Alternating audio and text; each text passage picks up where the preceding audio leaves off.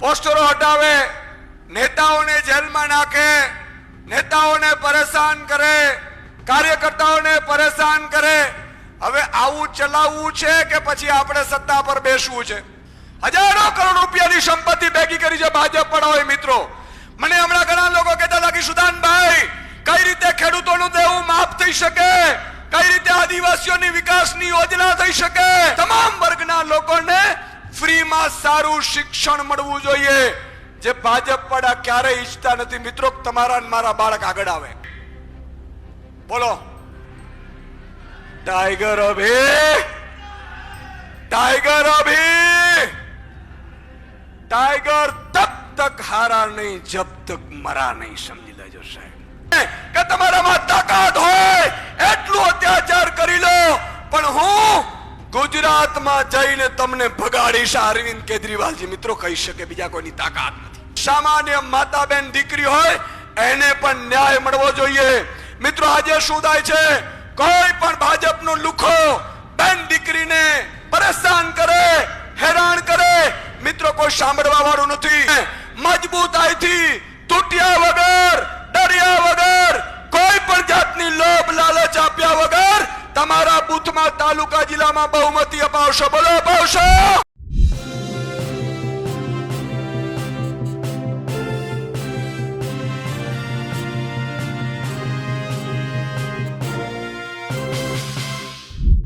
સુરતમાં આમ આદમી પાર્ટીના પ્રદેશ અધ્યક્ષ ઈસુદાન ગઢવીએ ખેડૂતો મુદ્દે સરકાર ઉપર આકરા પ્રહારો કર્યા. સાથે ભાજપના લોકોને તેઓએ મળતિયા કર્યા અને કેવી રીતે તેઓ ખેડૂતોને ચૂસી રહ્યા છે, બેવકૂફ બનાવી રહ્યા છે, મૂરખ બનાવી રહ્યા છે અને કડદો કરી રહ્યા છે, તેને લઈને પણ તેઓએ આરોપ લગાવ્યા.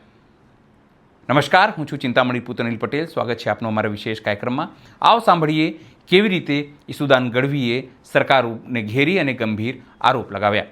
બે હાથ ઊંચા કરીને એકવાર બતાવવાનું છે. ગાંધીનગરમાં લાઈવ જુએ છે એવા મેસેજ છે. એટલે બોલો, ભારત માતા કી ઇન્કલાબ, જય જવાન.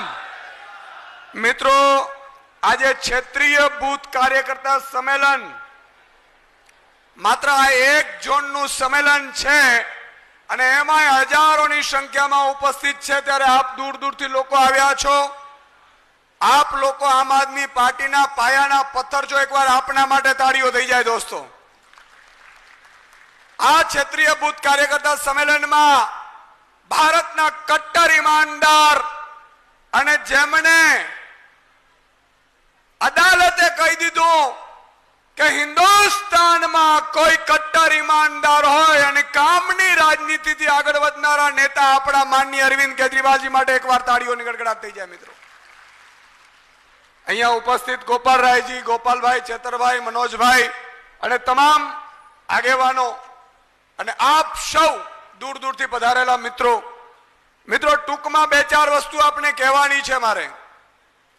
આજે આ કોઈ સભા નથી, આ કોઈ સંમેલન નથી, પરંતુ આપણા ક્ષેત્રીય બૂથ કાર્યકર્તાઓને શપથ ગ્રહણ સમારોહ છે. એનો અર્થ એ થયો કે એક ખાલી ઝોનમાંથી સેંકડો હજારોની સંખ્યામાં કાર્યકર્તાઓ અહીંયા ઉપસ્થિત રહ્યા છો આપ.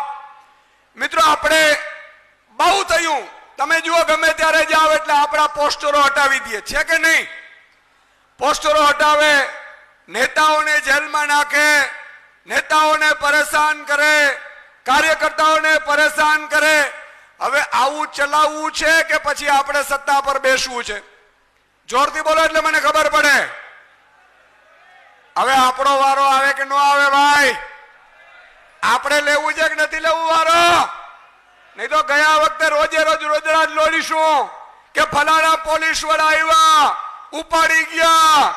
પણ હવે એવો દિવસ આવવો જોઈએ ભાજપના ફલાણા નેતાની ધરપકડ થઈ ગુજરાતમાં આમ આદમી પાર્ટીએ કરાવી. આ વ્યવસ્થા કરવી છે સાહેબ. હજારો કરોડ રૂપિયાની સંપત્તિ ભેગી કરી છે ભાજપ પણ હોય. મિત્રો, મને હમણાં ઘણા લોકો કહેતા હતા કે સુદાનભાઈ, કઈ રીતે ખેડૂતોનું દેવું માફ થઈ શકે, કઈ રીતે આદિવાસીઓની વિકાસની યોજના થઈ શકે. મેં એમને કીધું 5000 ભાજપના એવા કાર્યકર્તા છે જે હજારો કરોડની સંપત્તિ વાળા છે કે નથી ભાઈ? જોરથી બોલતા રહ્યો છે કે નથી? આપણી સરકાર આવે ને ગાંધીનગર થી એને ફોન જાય કે સાહેબે એવું કેવડાવ્યું છે કે સંપત્તિ દાનમાં આપવી છે કે પછી જેલમાં જવું છે, તો શું થાય ભાઈ? ખેડૂતોનો દેવું માફ થઈ જાય કે ન થઈ જાય? મિત્રો, આજ પોલીસ હું આપને વાદો કરું છું, આજ ખાખીદારી, આજ ભાજપના નેતાઓને સુરતની બજારમાંથી ઢસેડે નહીં તો ઈસુદાનને ફટ છે રાજનીતિમાં આવ્યા સાહેબ. આપણે ખરાબ વ્યક્તિઓ નથી, પણ કોઈ ખરાબ કરે, આપણી ઉપર અત્યાચાર કરે તો વ્યાજ સાથે વસૂલાત કરવાની તાકાત આપણે ધરાવીએ છીએ દોસ્તો.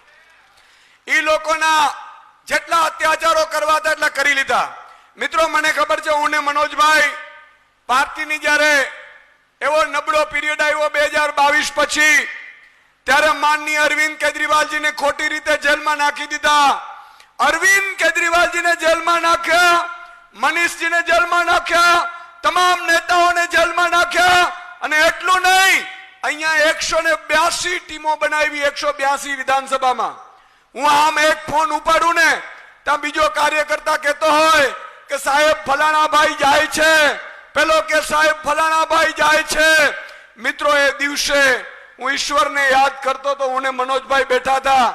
મેં કીધું એક દિવસ આ દિવસ પણ જતો રહેશે, અને જે દિવસે આ દિવસ જાશે તે દિવસે આમ આદમી પાર્ટીની સરકાર બનતા કોઈ રોકી નહીં શકે.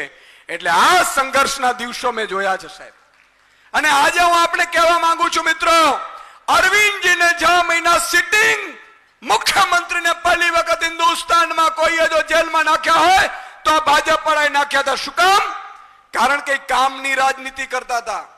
એવું કહેતા હતા કે ખેડૂતોને હક મળવું જોઈએ, એવું કહેતા હતા કે દરેક બાળક, દલિત સમાજ હોય, આદિવાસી સમાજ હોય, પીછડો સમાજ હોય, નાનો સમાજ હોય, તમામ વર્ગના લોકોને ફ્રીમાં સારું શિક્ષણ મળવું જોઈએ, જે ભાજપ વાળા ક્યારેય ઈચ્છતા નથી. મિત્રો, તમારા મારા બાળક આગળ આવે.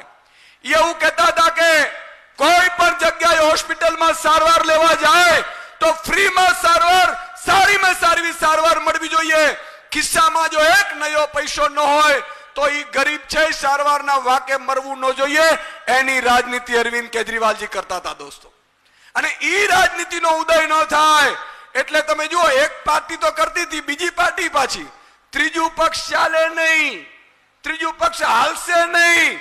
આ હમણાં તૂટી જશે. અરવિંદ કેજરીવાલજી વયા ગયા જેલમાં, પાર્ટી પતી જશે. હવે ઈશુદાન ગઢવી શું કરશે? ગોપાલ ઇટાલિયા શું કરશે? મનોજ સોરઠિયા શું કરશે? તમને ખબર નથી. અમે ઈ સંઘર્ષના સાથી છીએ કે તમારા ઘરમાં ઘૂસીને તમને કાઢી શકે એટલી તાકાત ધરાવીએ છીએ. મિત્રો, હું જયારે કહેતો હું છું ત્યારે પણ કહેતો હતો ને આજે પણ કહું છું, કોઈએ ચિંતા કરવાની જરૂર નથી. બોલો, टाइगर अभी, टाइगर अभी, टाइगर तब तक हारा नहीं जब तक मरा नहीं. समझी लेજો સાહેબ. અને એવું શું કામ કહું છું ખબર છે? આ હજારો બૂથમાંથી જે અમારા યોદ્ધાઓ આવ્યા છે, ટાઈગર જેવા યોદ્ધાઓ છે, એના બળ ઉપર હું કહું છું ટાઈગર અભી જિંદા હે સાહેબ.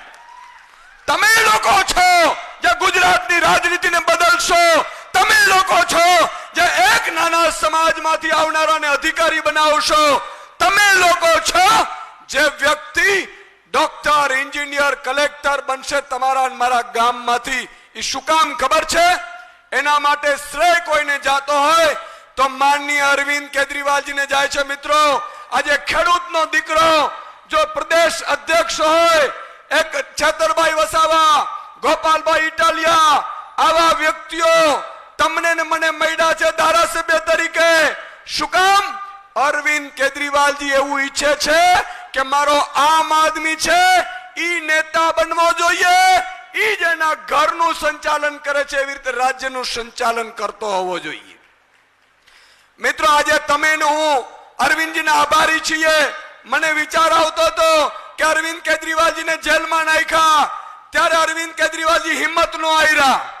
અરવિંદજીએ કીધું ભાજપને કે તમારામાં તાકાત હોય એટલું અત્યાચાર કરી લો, પણ હું ગુજરાતમાં જઈને તમને ભગાડીશ અરવિંદ કેજરીવાલજી મિત્રો કહી શકે, બીજા કોઈની તાકાત નથી.